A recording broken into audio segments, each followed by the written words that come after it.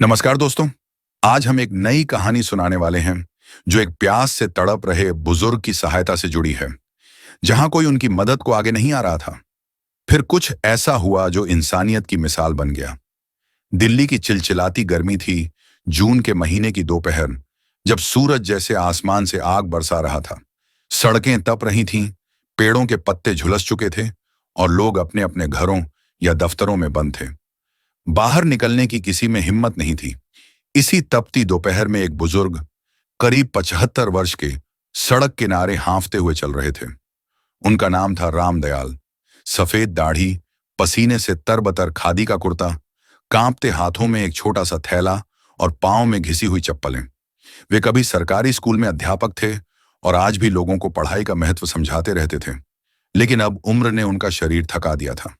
आज वे अपने एक पुराने दोस्त से मिलने निकले थे, एक और रिटायर्ड मास्टर जो कुछ समय से बीमार थे। भीषण गर्मी ने रास्ते में ही उनकी हालत बिगाड़ दी। प्यास से उनकी जीभ सूखने लगी थी। वे एक सरकारी पार्क के पास पहुंचे, जहां एक गार्ड पानी के टैंक के पास खड़ा था। बुजुर्ग ने कांपती आवाज में कहा, बेटा, थोड़ा सा पानी मिलेगा? गार्ड ने उन्हें सिर से पैर तक देखा और नाक सिकोड़ते हुए बोला, यह जगह ऑफिस वालों के लिए है, चलो यहां से। रामदयाल कुछ कहना चाहते थे, लेकिन उनके गले से आवाज नहीं निकली। वे पास के एक पत्थर पर बैठ गए। आंखों में धुंधलापन छाने लगा था। सांसें तेज चल रही थीं। लोग आ जा रहे थे, लेकिन कोई उन्हें देख नहीं रहा था। उसी समय एक 10 साल का बच्चा, राघव, अपने पिता के साथ पास से गुजर रहा था।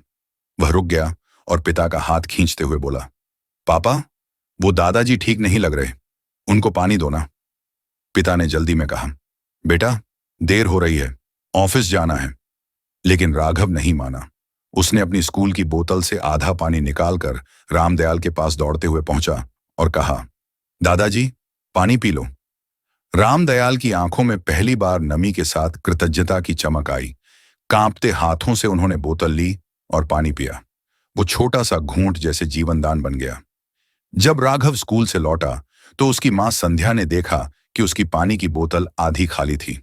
उन्होंने चिंता से पूछा, बेटा, आज इतना पानी कैसे खत्म हो गया? राघव ने मासूमियत से पूरी बात बता दी। संध्या की आंखें भर आईं। वह खुद एक नर्स थीं और मानवीय संवेदनाओं को समझती थीं। उन्होंने राघव को सीने से लगा लिया और कहा, तूने आज जो किया वह असली इंसानियत है। वहीं राघव के पिता आलोक को भी संध्या ने पूरी बात बताई। उन्होंने थोड़ा समय निकालकर पार्क जाकर देखा। वहीं पर रामदयाल अब भी बैठे थे, थके हुए, अकेले, भूखे। आलोक ने तुरंत उनके लिए ठंडा पानी, कुछ फल और बिस्किट खरीदे। राघव ने मासूमियत से रामदयाल जी की तस्वीर ली और अपनी मां के फोन से एक वीडियो बनाया, जिसमें वह कहता है, ये मेरे दादाजी नहीं हैं, लेकिन मैं इन्हें ऐसे ही देखता हूं। अगर आप किसी को प्यासा देखें तो प्लीज पानी जरूर दीजिए। संध्या ने वह वीडियो सोशल मीडिया पर वह प्यासा इंसान और हेल्प एल्डरली हैशटैग के साथ पोस्ट कर दिया। वीडियो कुछ ही घंटों में वायरल हो गया। शहर भर से लोग पूछने लगे, कहां हैं ये बुजुर्ग? क्या अब ये ठीक है? अगले दिन टीवी चैनलों पर राघव का वीडियो दिखाया गया। सोशल मीडिया पर लोग लिखने लगे, हम कितने बेरहम हो चुके हैं। एक बच्चा हमें इंसानियत सिखा रहा है। कई लोग उस पार्क पर पहुंचे। कोई पानी ले आया, कोई भोजन। एक एनजीओ ने रामदयाल जी के इलाज और देखभाल की जिम्मेदारी ली। वो गार्ड जिसने रामदयाल को भगाया था, अब शर्मिंदा था। वो अगले दिन खुद उनके पास गया और हाथ जोड़कर माफी मांगी। रामदयाल ने मुस्कुराते हुए कहा, बेटा, अगर तुमने मना न किया होता तो शायद वह बच्चा मुझे देख नहीं पाता। तुम्हारा इनकार मेरे जीवन की दिशा बदल गया। गार्ड की आंखों में आंसू थे। एनजीओ वालों ने जब रामदयाल से पूछताछ की तो पता चला कि वे दिल्ली यूनिवर्सिटी से पोस्ट ग्रेजुएट थे और एक समय में राजकीय इंटर कॉलेज के प्रधानाचार्य रह चुके थे।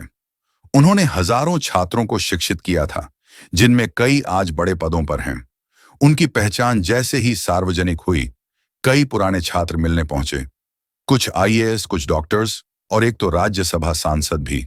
सबने कहा, सर, हम शर्मिंदा हैं कि आज आपको इस हाल में देखा। वीडियो और मीडिया कवरेज के चलते राज्य सरकार हरकत में आई। मुख्यमंत्री ने ट्वीट किया, इंसानियत जिंदा है, इसे सलाम। रामदयाल जी हमारे मान हैं। सरकार ने उन्हें सम्मानित करने का निर्णय लिया और बुजुर्गों की सुरक्षा व सुविधाओं के लिए एक नया अभियान शुरू करने की घोषणा की, जल मानव मिशन। राघव, उसके माता पिता और एनजीओ ने मिलकर एक पहल शुरू की, हर प्रमुख स्थान पर मुफ्त पेयजल की उपलब्धता सुनिश्चित करने के लिए। इस मुहिम को नाम दिया गया प्यास अधिकार मिशन। हर park, bus stop, railway station और बाजार में साफ पानी के डिस्पेंसर लगवाने की शुरुआत हुई। बच्चे, बूढ़े, सभी साथ आए। कई कंपनियां सीएसआर के तहत आगे आईं। रामदयाल ने कहा, आज मैं नहीं, बल्कि इंसानियत जी रही है। रामदयाल जी की कहानी और राघव की पहल से प्रभावित होकर दिल्ली सरकार ने स्कूलों में जल जागरूकता अभियान शुरू किया। सभी स्कूलों में जल है तो कल है विषय पर भाषण, चित्रकला और निबंध प्रतियोगिताएं आयोजित की गईं। राघव को विशेष रूप से बुलाया गया, एक बच्चे की आवाज जिसने देश को झकझोर दिया। रामदयाल भी कई स्कूलों में गए और बच्चों से बोले, पानी की कद्र सिर्फ प्यासा ही जानता है। उनकी बातें सुनकर कई बच्चों की आंखें नम हो गईं। मीडिया और जनसमर्थन की वजह से केंद्र सरकार ने राघव को राष्ट्रीय बाल वीरता पुरस्कार देने की घोषणा की। गणतंत्र दिवस की पूर्व संध्या पर राष्ट्रपति भवन में उसे यह सम्मान मिला। राघव ने अपने भाषण में कहा, मैंने बस एक प्यासे दादाजी को पानी दिया था। यह कोई बहादुरी नहीं, सिर्फ इंसानियत है। पूरा हॉल तालियों से गूंज उठा। मंच पर बैठे अधिकारी और मेहमानों की आंखों में गर्व था। प्रधानमंत्री ने अपने मन की बात कार्यक्रम में राघव और रामदयाल जी का जिक्र किया। उन्होंने कहा, हमारे देश में अब भी ऐसे बच्चे हैं जो हमें सही राह दिखा रहे हैं। राघव ने जो किया वह हमें सोचने पर मजबूर करता है कि क्या हमने अपने भीतर के इंसान को जिंदा रखा है। उन्होंने देशवासियों से अपील की, अपने शहर, गांव, मोहल्ले में प्यासा कोई न रहे का संकल्प लें। सरकार ने एक राष्ट्रव्यापी योजना की शुरुआत की, प्यास अधिकार, हर इंसान का हक। अब हर सार्वजनिक स्थल पर शुद्ध पेयजल की व्यवस्था अनिवार्य कर दी गई है। स्कूल, अस्पताल, रेलवे स्टेशन, पंचायत भवन, हर जगह डिस्पेंसर और वाटर कूलर लगाए गए। कॉरपोरेट कंपनियां, एनजीओ और स्थानीय लोग इसमें भागीदार बने। रामदयाल और राघव अब इस मुहिम के पोस्टर पर मुस्कुराते हुए दिखते हैं।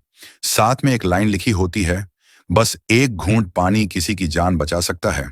ऐसी ही कहानी सुनने के लिए चैनल को सब्सक्राइब करें।